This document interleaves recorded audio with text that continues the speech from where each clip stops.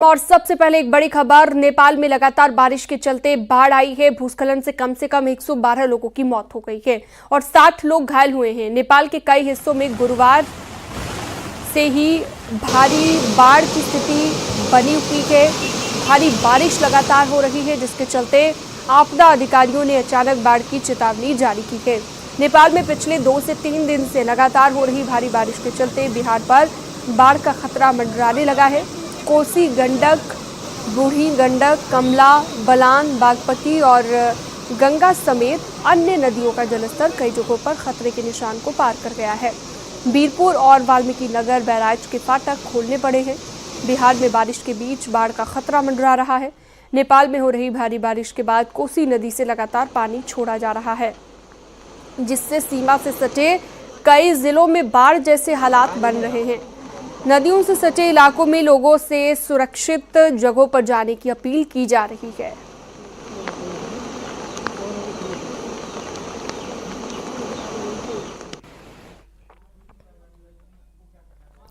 बिहार के सुपौल में कोसी नदी के जलस्तर में बढ़ोतरी का असर देखने को मिला है। कोसी तटबंध के भीतर गांव में पानी फैल गया, इससे गांव के घर और चापाकल डूब गए हैं।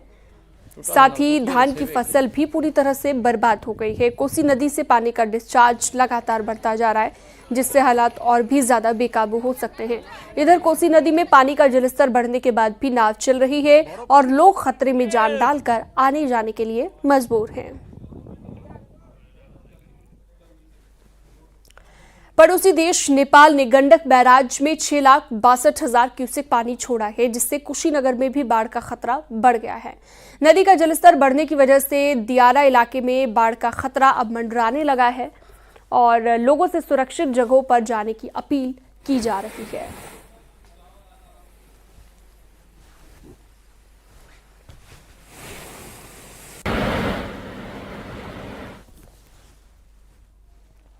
सोनभद्र में भारी बारिश की वजह से एक बार फिर से नदियों का जलस्तर बढ़ने लगा है। पीपरी स्थित ओबरा बांध के 4 फाटक खोले गए। ऐसा पहली बार हुआ है कि एक ही सीजन में तीसरी बार बांध के गेट खोले गए, लिहाजा सोन नदी में पानी बढ़ने लगा है। आपको बता दें, शनिवार को भी सोनभद्र में भारी बारिश हुई थी।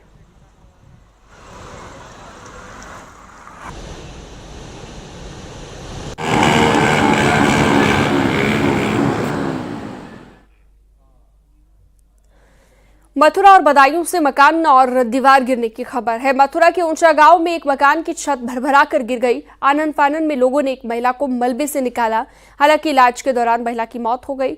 बदायूं के मोहम्मदपुर मई गांव में भरभरा कर कच्ची दीवार गिर गई, जिसके वजह से मलबे में दबकर अधेड़ की मौत हो गई, जबकि 3 अन्य मजदूर बाल बाल बचे हैं।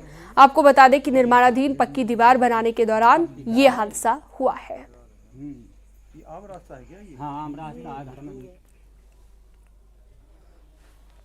यूपी में ट्रेन पलटाने की साजिश के मामले अब थमने का नाम नहीं ले रहे। अब महोबा और बलिया में भी ट्रेन पलटाने की साजिश के मामले सामने आए। महोबा में झांसी मानिकपुर रेलवे ट्रैक पर कबरई रेलवे स्टेशन के पास ट्रेन पलटाने की साजिश रची गई।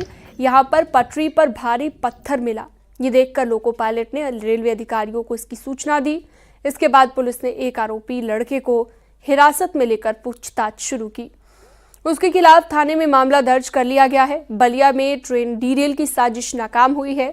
यहां पर रेल ट्रैक पर पत्थर रखे हुए मिले हैं, लेकिन लोको पायलट की सूझबूझ से बड़ा हादसा टल गया। पत्थर देखकर लोको पायलट ने इमरजेंसी ब्रेक लगा दी, जिसके बाद इंजन के कैटल गार्ड से टकराकर पत्थर हट गया। ट्रैक पर पत्थर टकराने का निशान आया है। सूचना के बाद मौके पर पहुंचे रेलवे ऑफिसर और स्थानीय पुलिस जांच में जुटी है। बैरिया थाना क्षेत्र के बकुलहा माझी स्टेशन के पास का ये पूरा मामला है। लखनऊ छपरा एक्सप्रेस के रास्ते में रेलवे ट्रैक पर ये पत्थर रखे गए थे। उधर मिर्जापुर में भी ट्रैक पर अग्निशमन यंत्र मिला, जिसे आरपीएफ ने कब्जे में ले लिया है।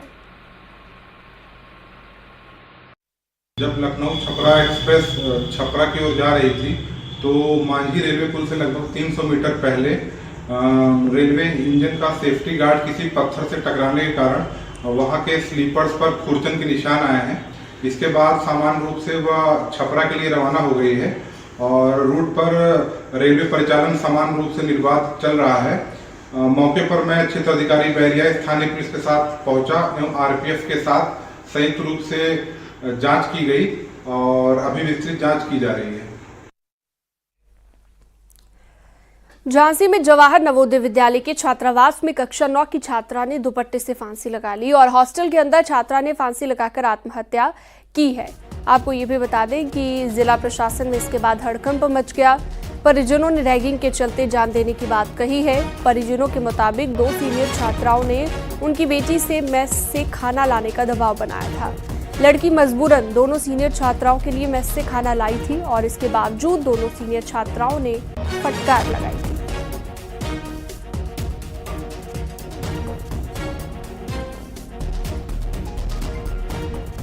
अनुष्का पटेल, जिसकी उम्र करीब 14 वर्ष है, ये 9th की छात्रा थी।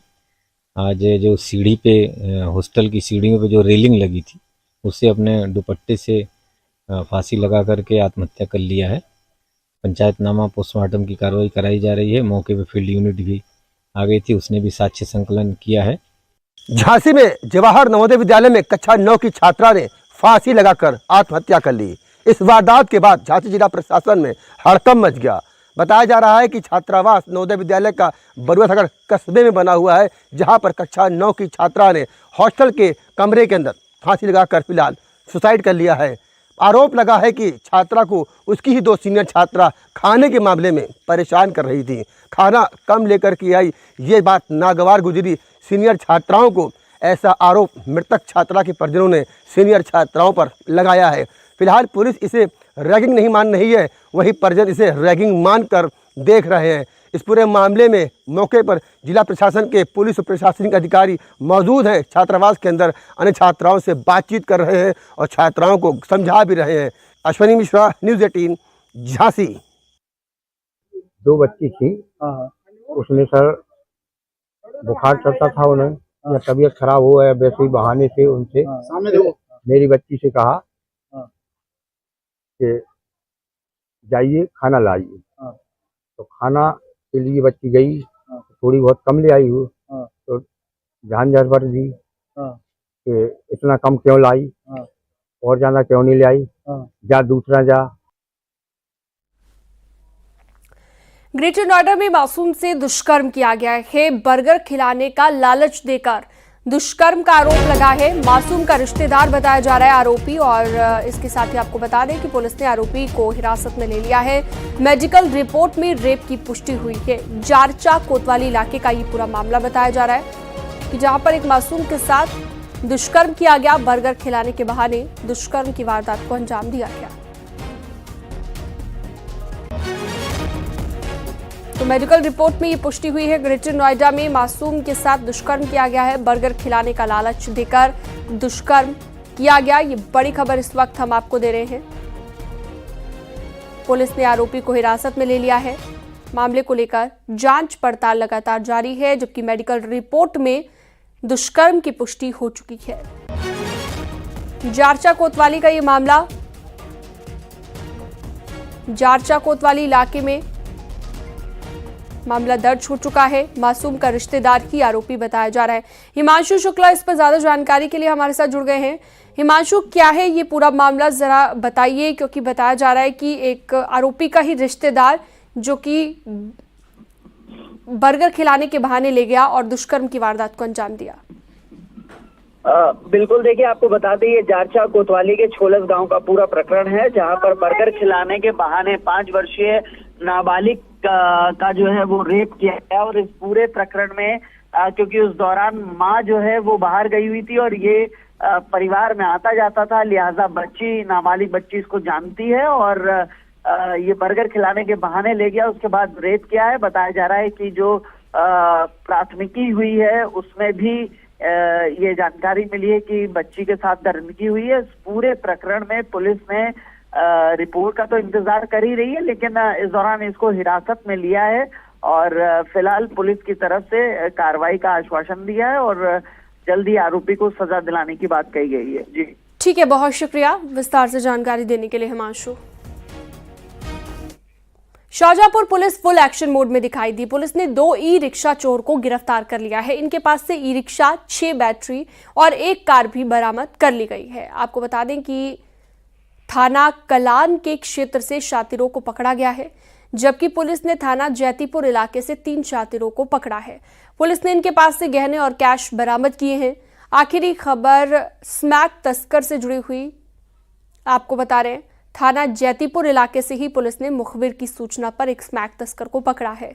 400 ग्राम स्मैक बरामद की गई है। स्मैक की कीमत 40 लाख रुपए बताई गई।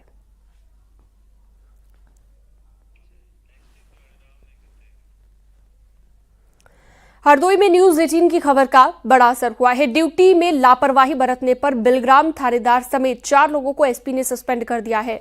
बिलग्राम कस्बे की 2 दुकानों में चोरी हुई थी और इसके बाद रात की गश्त में लापरवाही करने पर एक्शन लिया गया।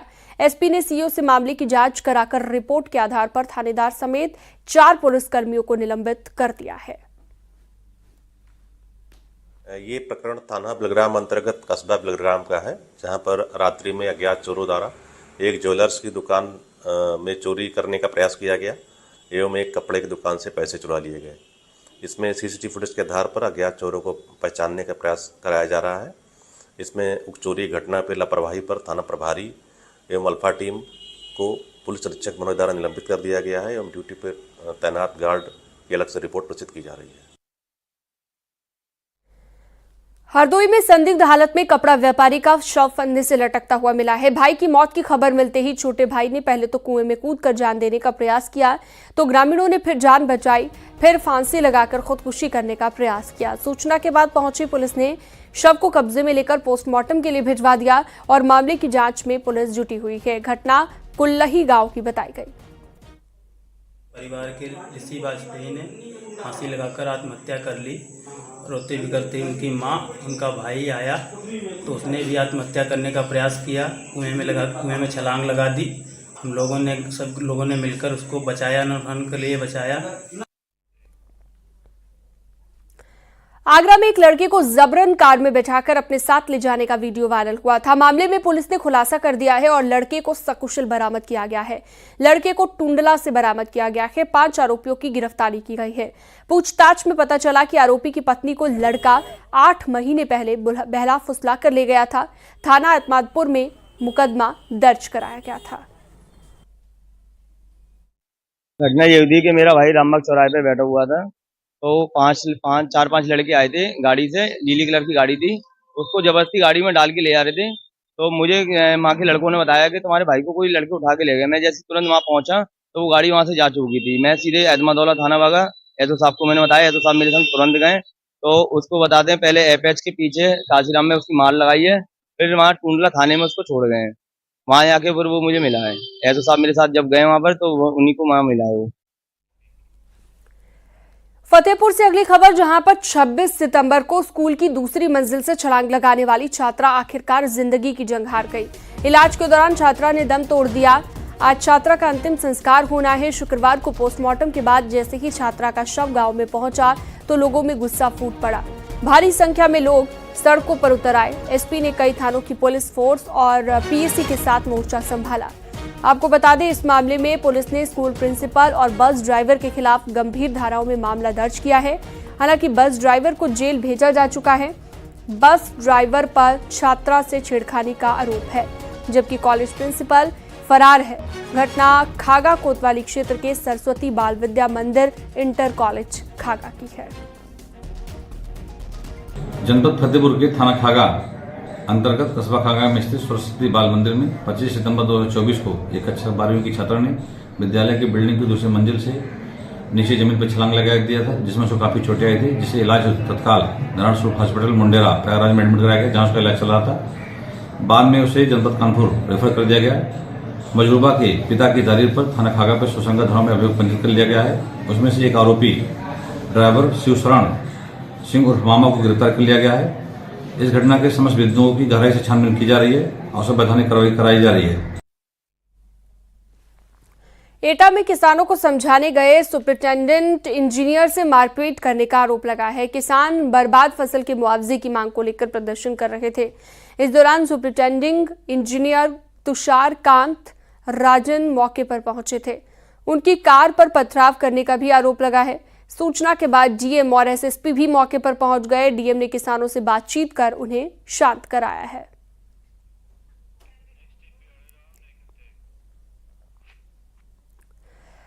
लखनऊ में लव जिहाद का मामला सामने आया है। मुस्लिम लड़के पर धर्म छिपाकर दोस्ती करने, प्रेम जाल में फंसाने और शारीरिक संबंध बनाने का आरोप लगा है। प्रतिबंधित मांस खिलाने की भी कोशिश की गई है। धर्मांतरण का दबाव बनाने का भी आरोप है। पुलिस ने मामला दर्ज कर लिया है। मामले को लेकर जांच पड़ताल जारी है। आरोप ये है कि लड़की को नशीला पदार्थ पिलाकर अश्लील वीडियो बनाई गई। 1.5 साल तक ब्लैकमेलिंग कर दुष्कर्म का भी आरोप लगा है। गर्भवती होने पर अबॉर्शन कराया। लड़की ने आरोपी अरशद के दोस्तों पर भी छेड़खानी का आरोप लगाया है।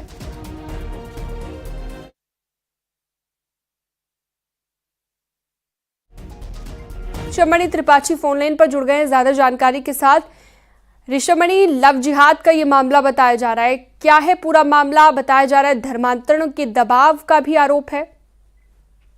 जी बिल्कुल, देखिए 24 वर्षीय एक युवती ने एफआईआर मधेगंज थाने में दर्ज कराई है। उसके मुताबिक कुछ समय पहले वो कपड़े की दुकान में एक जगह काम करती थी और वहां पर उसके साथ एक सहेली भी उसकी थी। उसकी किसी पार्टी में एक युवक मिला था जिसने अपना नाम दक्ष बताया था। इन दोनों की नजदीकियां भी आपस में बढ़ी और उसके कुछ कोल्ड ड्रिंक में कोई नशीला पदार्थ मिलाकर इसको पिलाया। जब ये नशे में हो गई तो इसके साथ दुष्कर्म किया। उनकी तमाम आपत्तिजनक फोटो वीडियो निकाल ली। उसके जरिए ब्लैकमेल कर रहा था। कई बार संबंध भी बनाए।